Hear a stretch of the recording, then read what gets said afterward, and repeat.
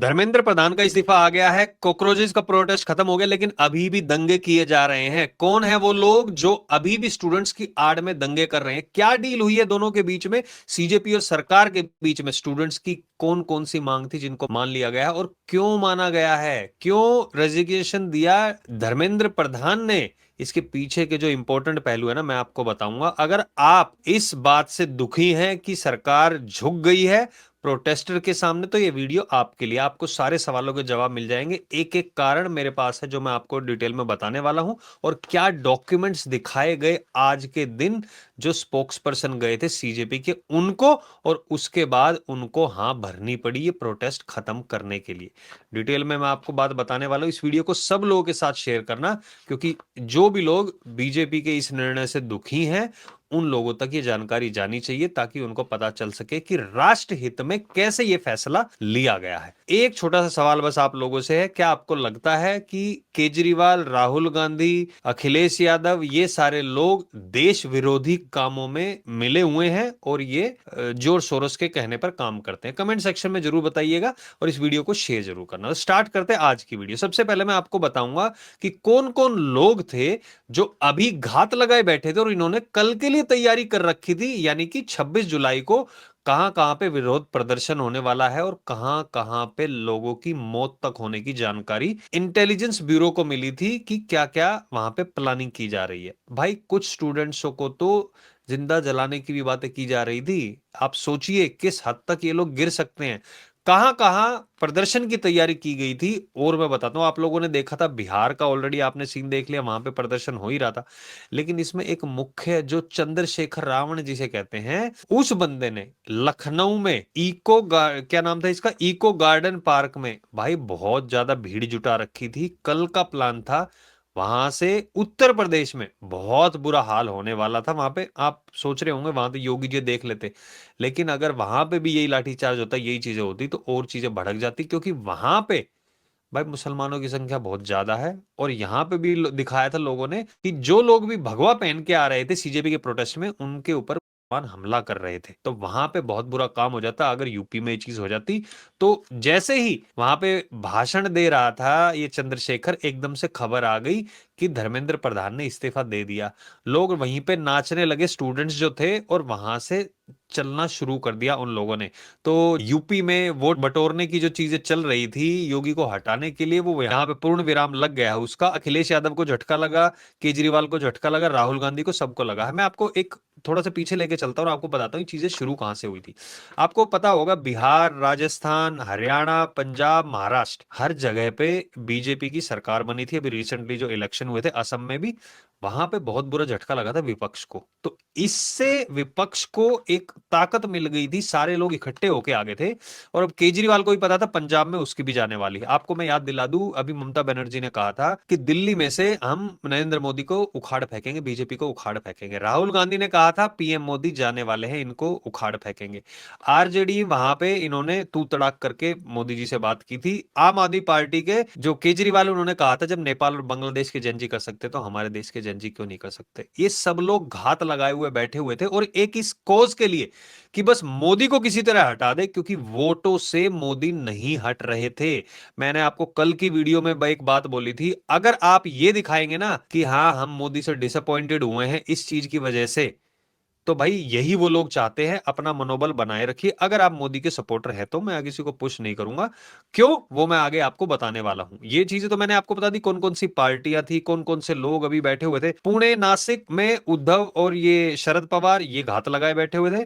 बिहार में आरजेडी ने ऑलरेडी बुरा हाल कर रखा है। राजस्थान में कांग्रेस की पूरी पूरी प्लानिंग थी। इन सारी जगहों पे जो हाल होने वाला था ना, वहां पे आम जनता का, स्टूडेंट्स का, सरकारी प्रॉपर्टीज का, उसकी भरपाई धीरे से नहीं हो पाती। और उसके बाद जो मुकदमे होते, मुकदमों की मैं बात बताऊंगा, उन्हीं मांगों में से है कौन कौन सी मांगे थी।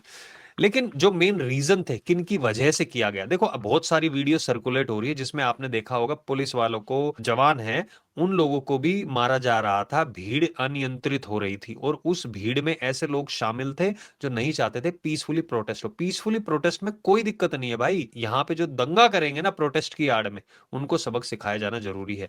तो जो स्टूडेंट्स थे उनको ध्यान में रखते हुए मोदी जी ने एक वीडियो भी रिलीज की थी। उसके बाद अभी तीसरे दौर की मीटिंग हुई थी, सीजेपी की जो स्पोक्स पर्सन है दो, सौरभ दास और रंका, और तीसरे दौर की बातचीत के बाद प्रेस कॉन्फ्रेंस करके उन्होंने अनाउंस किया कि सरकार ने हमारी बात मांगे मान ली है, अप्रोप्रिएट एक्शन लिया जाएगा, 4 हफ्ते बाद फिर से मीटिंग है, इसलिए हम यहाँ पे प्रोटेस्ट खत्म करने का ऐलान करते हैं। लेकिन भाई जो भीड़ ऑलरेडी आ चुकी थी, दिल्ली की भीड़ नहीं थी, हरियाणा, पंजाब, बिहार, महाराष्ट्र, केरला, कर्नाटक, वहां से भीड़ आई है। दिल्ली में इतने लोग आए हुए थे, आप देखेंगे तो आप हैरान हो जाएंगे। और जैसे अनाउंसमेंट हुई धर्मेंद्र प्रधान के इस्तीफे की, उन लोगों ने जश्न मनाने के अलावा, जश्न तो वो उन्होंने मनाया जो सीजेपी के प्रोटेस्ट में वहां पे बैठे हुए थे, इन लोगों ने ईंट पत्थर बरसाने शुरू कर दिए, क्योंकि जिन चीजों के लिए ये लोग आए थे ना, अब वो चीज पूरी नहीं हो पाएगी, यानी कि दंगा फैलाने के लिए जो आए थे। तो स्टूडेंट्स की भलाई के लिए सबसे पहला रीजन था, स्टूडेंट्स की भलाई के लिए, क्योंकि यहां पे स्टूडेंट्सों को भी मार पड़ती, जैसे कि पहले भी हुआ था 20 जुलाई को, और अगर ऐसा होता तो भाई देश के लिए खतरनाक था। दूसरा कांड जो पुलिस वालों को, मैंने आपको बताया, पुलिस वालों को पीटा जा रहा था और पुलिस वालों को अभद्र भाषा का प्रयोग किया जा रहा था उनके प्रति। एक औरत, तो मैंने आपको बताया था, एक औरत आके कहती है कि तुम अपनी बीवियों को मोदी के साथ सोने के लिए भेज देते हो, इसलिए तुम्हारे बच्चे बच्चे पास हो जाते हैं। कोई कह रहा है कि ये देखो, वो मिमटी, वो भारती भारती करके नाम है उस, वो कह रही है कि ये देखो ये नपुंसक लोग हैं, ये लोग लोगों पे, स्टूडेंट्स पे लाठी मार रहे थे।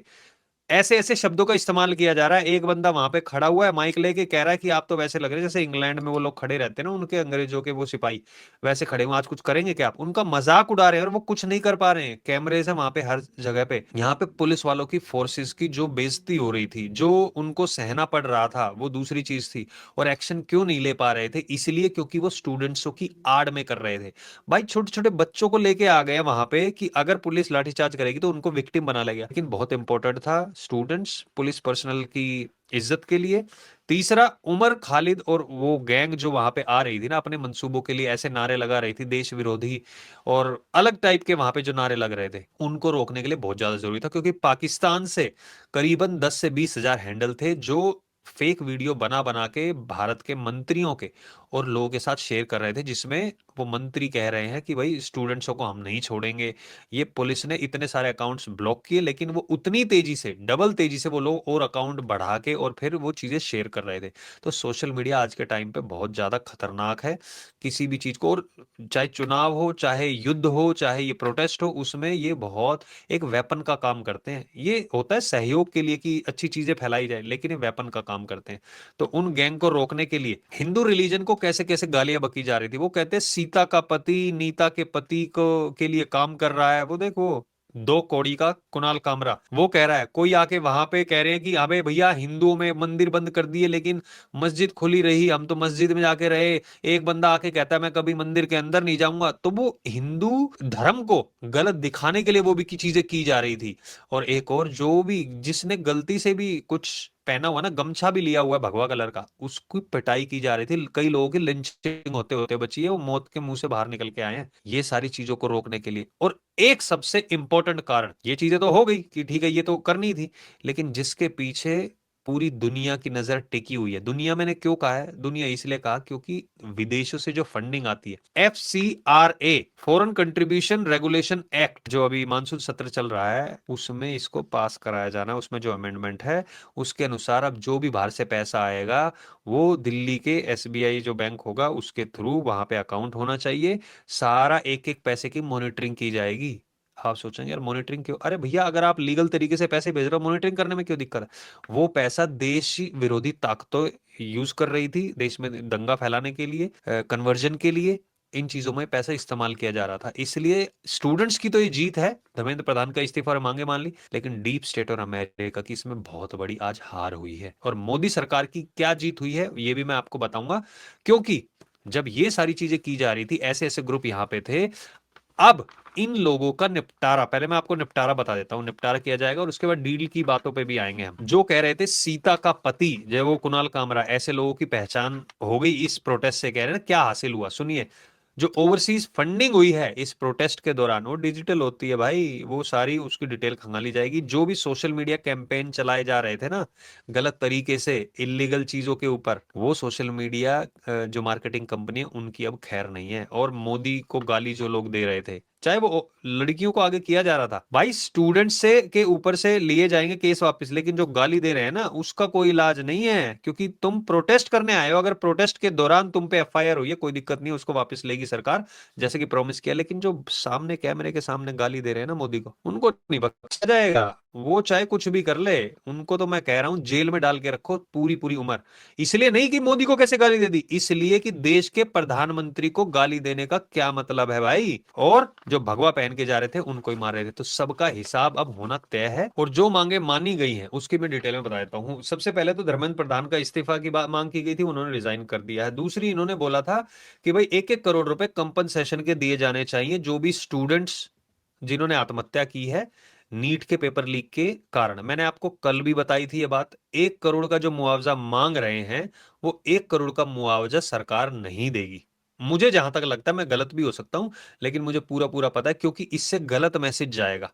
और गलत मैसेज गया तो फिर आगे अगर भगवान ना करे ऐसे पेपर लीक वगैरह हो, तो कुछ लोग इसका गलत फायदा भी उठा सकते हैं। इसलिए ये चीज नहीं होगी। हाँ, अप्रोप्रिएट कंपनसेशन जो होगा वो दिया जाएगा। और तीसरी मांग, जिन जिन लोगों पर एफआईआर की गई है इस प्रोटेस्ट के दौरान, उन लोगों पर से एफआईआर वापस ली जाएगी। और मैंने पहले कल भी यही बात कही थी, एफआईआर वापस ली जाएगी। लेकिन जो धर्म को गाली दे रहे हैं, जो मोदी को गाली दे रहे हैं, जो गुंडागर्दी कर रहे हैं, जो चीजें तोड़ फोड़ रहे हैं, उनके ऊपर से एफआईआर नहीं ली जाएगी।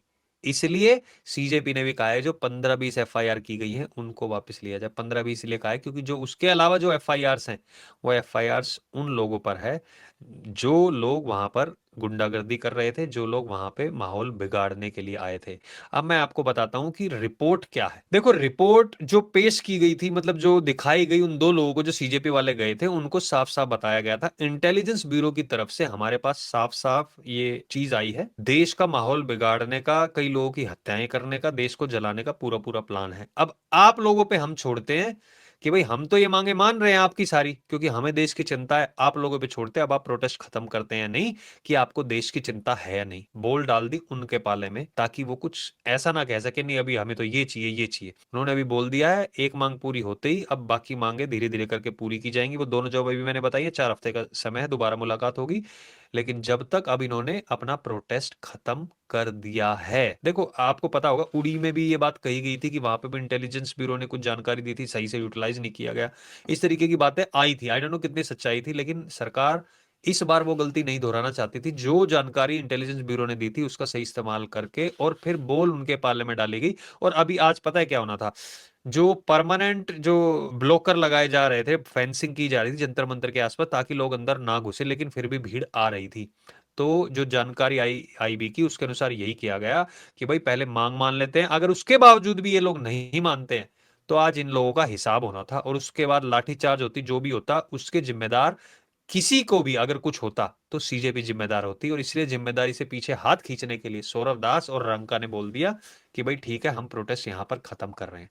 तो अभी लोग अपने अपने घर जाने शुरू हो गए हैं। एक चीज सब लोगों के दिमाग में ये जरूर होगी कि नहीं, ये नहीं होना चाहिए था। कुछ लोग कहेंगे ये पहले हो जाना चाहिए। मैंने आपको कल बताया था, अगर धर्मेंद्र प्रधान का इस्तीफा इनको दिलवाना था तो 20 तारीख को ही दिलवा देते, या 20 से पहले दिलवा देते, ताकि ये सब चीजें शुरू नहीं होती। जो भी वहां तोड़फोड़ की गई, हमारे देश के पुलिस वाले जो जवान थे सेना के, उनकी जो बेइज्जती हुई है ना, उनको डिलीट नहीं किया जा सकता। हाँ, जो लोग कर रहे थे उनको सजा जरूर होगी, लेकिन वो चीज फुटप्रिंट बन गए हैं वो, यानी कि जो सोशल मीडिया पे जो भी आप शेयर करते हैं वो हमेशा वहां पे रहते हैं। ये अच्छी चीज नहीं हुई है। इसलिए मैं यही कहूंगा कि भाई ऐसे अगर कोई भी चीज होती है तो पहले होनी चाहिए। तो भाई मैं आप लोगों से पूछना चाहता हूं, आप लोग क्या सोचते हैं, केजरीवाल, राहुल गांधी, ममता बनर्जी, अखिलेश यादव, इन लोगों का एजेंडा क्या आप सोचते हैं ये देश विरोधी ताकतों के साथ काम करते हैं? एक छोटा सवाल है, सारी चीजें छोड़िए, क्या आप सोचते हैं ये देश विरोधी ताकतों के साथ मिलकर काम करते हैं नहीं करते हैं? कमेंट सेक्शन में जरूर बताइए। मैंने इस वीडियो में पूरी डिटेल में आपको समझाया है, ये उन लोगों तक जानी चाहिए जो मोदी सरकार पे अभी डाउट कर रहे थे, मोदी सरकार को सपोर्ट करते हुए कि ये चीज सही नहीं हुई है। देश को सुरक्षित रखने के लिए, देश को ना जलने देने के लिए यह फैसला लिया गया है, और मैं इस फैसले का सम्मान करता हूं।